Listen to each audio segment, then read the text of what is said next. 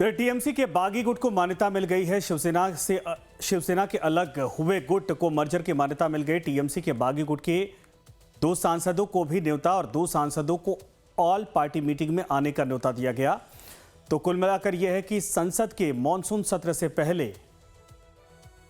यह बड़ी अपडेट है।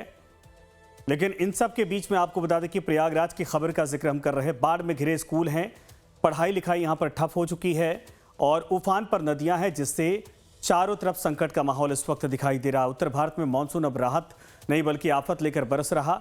यूपी के प्रयागराज में गंगा और यमुना खतरे के निशान की ओर बढ़ रही, तो बिहार के पूर्वी चंपारण और मोतिहारी में नदियों का रौद्र रूप देखने को मिल रहा है। बच्चों की पढ़ाई पर असर पड़ रहा, घाट डूबे हुए हैं, स्कूल पानी में घिर गए और अधूरे तटबंध लोगों की चिंता बढ़ा रहे।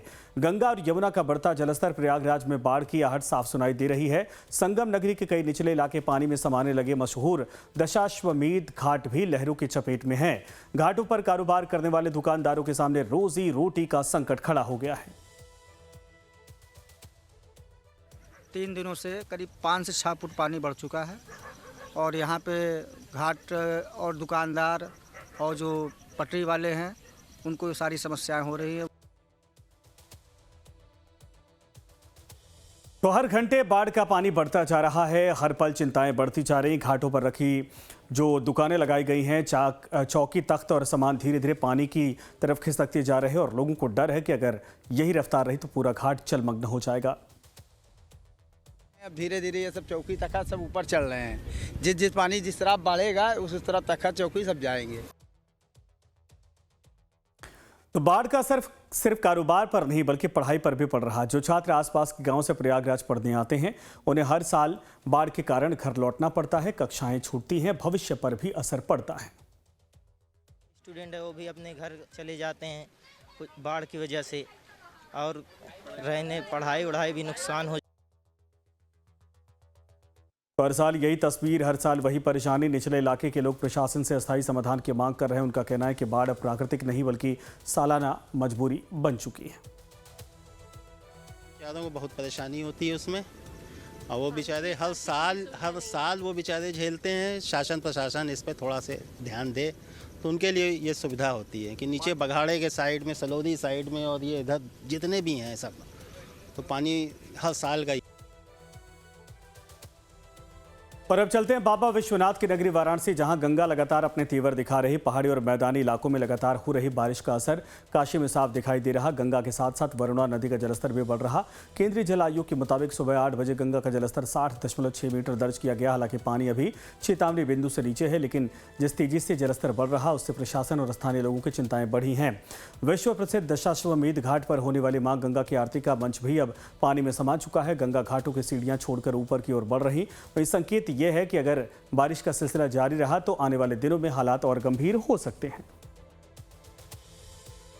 लगातार हो रही बारिश का असर जो है मैदानी इलाकों में देखने को मिल रहा है। ऐसे में अगर हम काशी की बात करें तो काशी जो है अब में गंगा जो है वो कहा जाए कि घाटों को छोड़ करके सीढ़ियों की ओर बढ़ चली है। ऐसे में लगातार गंगा का जलस्तर बढ़ रहा है और कहीं ना कहीं आने वाले समय में गंगा जो है वो रौद्र रूप में नजर आएंगी। और यहाँ पर कहा जाए कि चाहे नाविक हो या यहाँ पे कहा जाए कि जो तीर्थ पुरोहित है उनको कहीं ना कहीं दिक्कतों का सामना करना पड़ता है।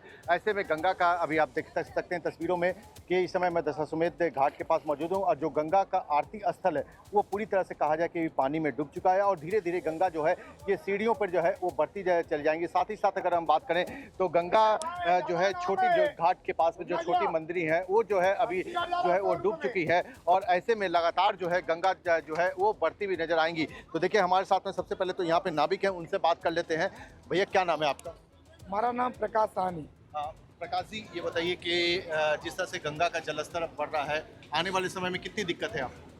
आने वाले जल स्तर बढ़ने में हम लोगों को दिक्कत 2 से 3 महीने को हो जाता है, जिसमें हम लोगों को नौका संचालन प्रतिबंध कर दिया जाता है और हम लोग जो कमाए हुए पैसे रखे रहते 6 महीने 7 महीने का, उसी पैसे से हम लोगों की गुजारिश होती है और उसी पैसे से हमारी परिवार चलती रहती है।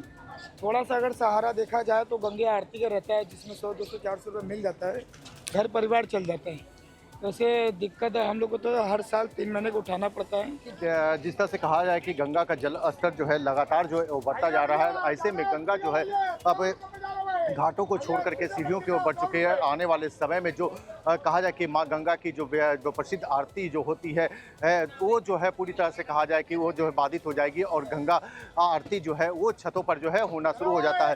इसी तरह से अगर हम कहा जाए तो मणिकर्णिका घाट पे जो है वो शवदाह करने वाले लोगों के लिए भी काफ़ी परेशानियों का सामना करना पड़ता है, क्योंकि गंगा का जलस्तर बढ़ता है तो शवदाह करने वाले यात्री को भी जो है काफ़ी दिक्कतें होती हैं। हमारे साथ में देखिए तीर्थ पुरोहित जी भी हैं, उनसे बात कर लेते हैं।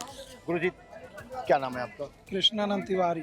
गुरुजी, ये बताइए कि जिस तरह से गंगा का जलस्तर जो है लगातार बढ़ रहा है और इस समय देखा जाता है कि जुलाई माह में और सावन जैसे शुरू होते ही गंगा जो है अपने रौद्र रूप में आ जाती हैं, और ऐसे में आज अगर हम घाटों की बात करें तो गंगा का जलस्तर क्या है, कब से ये गंगा बढ़ रही है?